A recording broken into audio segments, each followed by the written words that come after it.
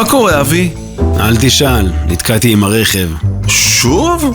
מה לעשות? קח סיטיקר, כמוני. הרכב השיתופי? השכרה לפי שעה? כן, סיטיקר. הם נמצאים כמעט בכל מקום בארץ. תכלס, איך זה עובד?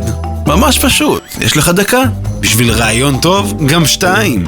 אז ככה, תוריד את האפליקציה הסופר נוחה וידידותית של סיטיקר, תירשם ותעלה 3 תמונות. צילום רישיון משני הצדדים וסלפי עם הרישיון. עכשיו תכניס פרטי אשראי וסיימנו. זהו? וואו, קלה קלות. עכשיו איך אני מזמין רכב?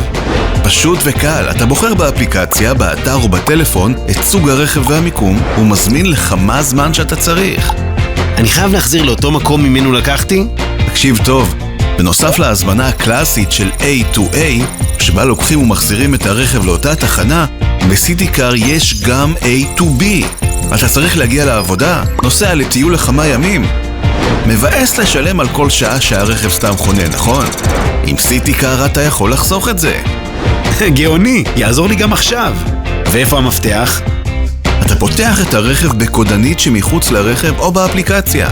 הוא מתניע עם המפתח שברכב או בכפתור ההתנעה, תלוי בסוג הרכב. פשוט חלום. לגמרי, מה שאתה משלם זה על הזמן ועל הקילומטר, אפילו הדלק כלול במחיר. וואו, זה אחלה פתרון שחוסך כסף, זמן וכאב ראש של תיקונים ותחזוקה. גאוני! אני אגלה לך סוד, את הרכב השני שלנו כבר מכרנו. ואיך השירות שלהם? מושלם, זמינים במענה אנושי 24 שעות ביממה, חוץ משבת כמובן. סיטיקר, חברת הרכב השיתופי הגדולה, המתקדמת והמשתלמת בישראל.